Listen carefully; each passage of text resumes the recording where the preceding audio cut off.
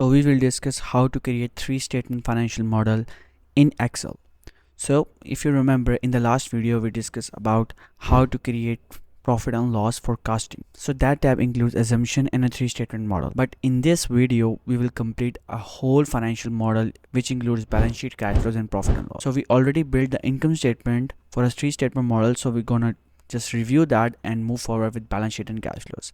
So if you want to see that video, the link is right up there. So let's discuss about the assumptions here. So in the assumptions tab, we have how much revenue growth we are expecting on month-on-month basis, how much percentage of growth of revenue that we have, our sales and marketing percentage of revenue, research and development, and general and administrative cost. So all these are being calculated as a percentage of revenue. Along with that, we have fixed costs which are depreciation, interest expense, and effective tax rate. So if we move towards this three statement model, we will see our data is being divided into two separate parts. The first part is the actual and the other part is the projected. So in the actual part, you will see the color code is blue, which means the data is hard coded. There are no actual formulas which are applied into the data.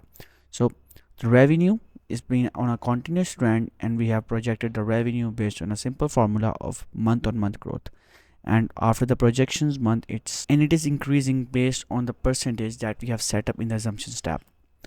Along with that, we have operating expenses, cost of goods sold, and we have calculated our earning before interest and tax and depreciation amortization. So all that is being completed. In the previous video, let's move forward how we will forecast our balance sheet items. So before starting the balance sheet, we first have to understand what consists of the balance sheet. It contains three things: asset, liabilities, and capital. So asset means everything your company owns. It could be building, plant, equipment, cash, receivables.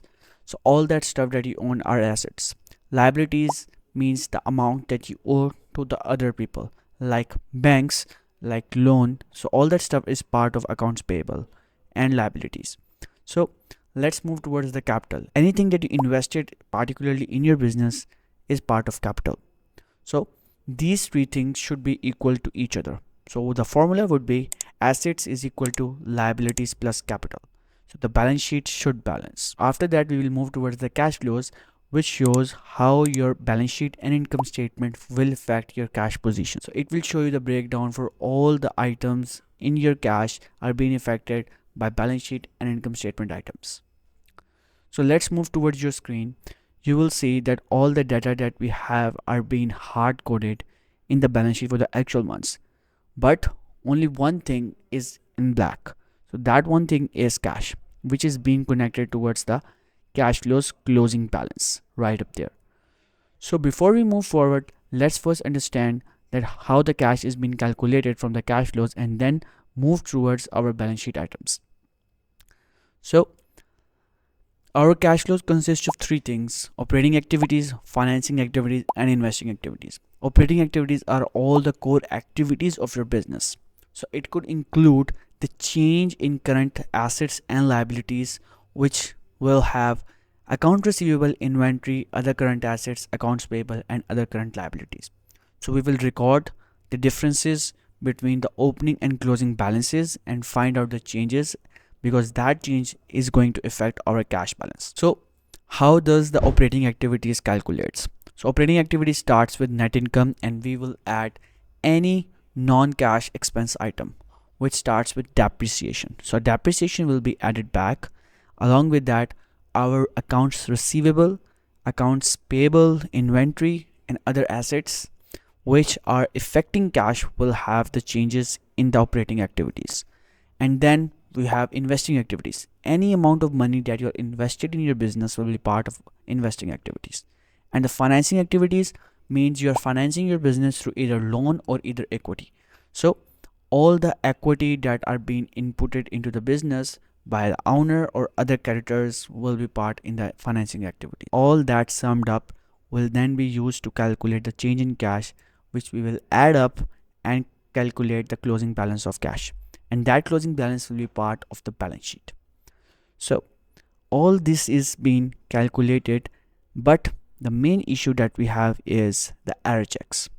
Without error checks, we should not create a financial model, because if we don't have an error check, whole model will break and we will don't know where to find the error. So for this particular video, we will create two error checks, one for cash and the other for balance sheet. So let's study first error check, which is cash.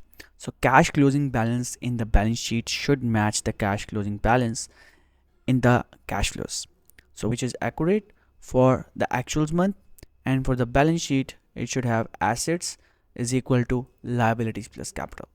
So both of them are matching currently. So let's move towards our projected months and let's see how they are following through. So let's start building account receivable. So account receivable, we have to go towards the assumptions tab and then calculate our receivable days. So let's assume that our receivable days are 200 days. So we wait 200 days to actually get paid by a customer.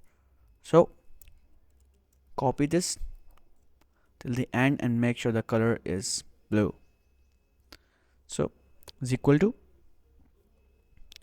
take out your revenue and multiply it by the assumption that we have and divide by 365, because we have 365 days. So divided by 365. Now copy paste till December 25, and then our property, plant and equipment. So property, plant and equipment will use depreciation. So take on the opening balance and deduct the depreciation from the income statement.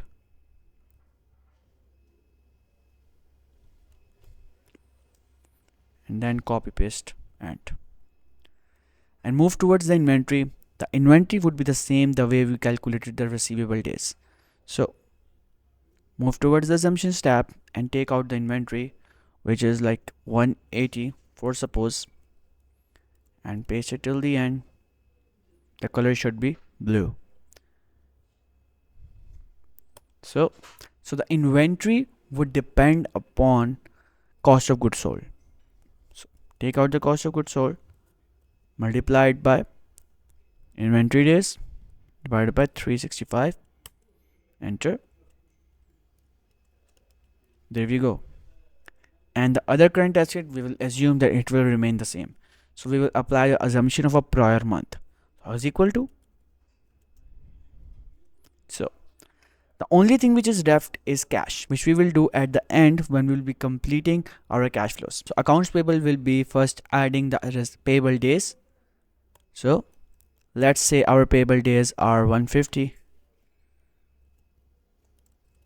for all the months, and then is equal to cost of goods sold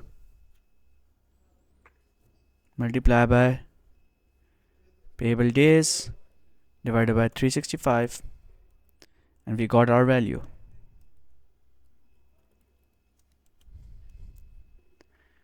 So we will assume for the credit card and other current liability would be the same for the next months. And now let's move towards the equity section. So contributed capital, if we are planning to contribute any capital, then we will add that in assumptions. But for now, let's keep it simple. So the tricky part here is the retained earnings. That should be opening balance plus any net income that we have made this month, which is 169. And now if you just scroll down, you can see there is a large amount of errors which are showing up in the error checks tab, because we haven't made any cash adjustments in the balance sheet and we are not completed any cash flows. So let's move towards the cash flows part. So the first thing is to connect our net income, which is this, and then add back the depreciation, which is at here. So the total in change in cash could be copy pasted from the previous months, which will be the sum of all the change in cash. So let's first discuss about how the change in account receivable, accounts payable, inventory, other current assets have been calculated. So if any asset will increase, it will have a negative impact in cash. Our account receivable increasing, it means that we will receive the money later, so it's negative impacting on our cash. So if receivable increases, inventory increases, or other current assets increases, all the values will have negative impact. Let's copy this till the end and you will see the total cash of operating activities is around 592 for this month. There are no capital expenditure and no financing activities, which will be 0, and our opening balance will be this, and our closing balance is 5753. So still we have an error here because we haven't connected it with our balance sheet.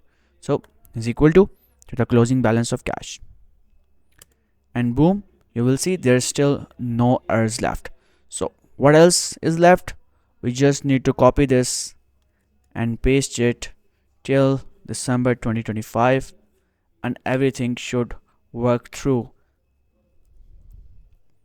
So you can see our all the error checks are now fine and we are good to go.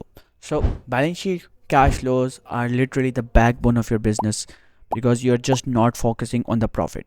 You want to see how much your assets are, how much cash is you are going to make, because cash is the king at the end.